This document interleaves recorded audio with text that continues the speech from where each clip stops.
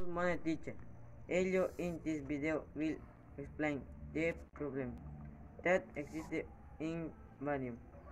When the neighborhood is very nicely located in the city of Archidona as the net to drinking water, internet, power, so things the authorities don't know give of a response to our request as authorities.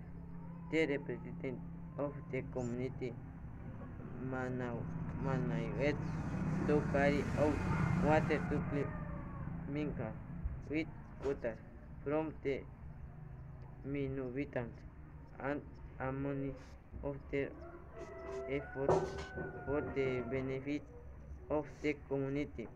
Also existed safety as abuse when people rob students nice until late al ninja. Thank you for your attention.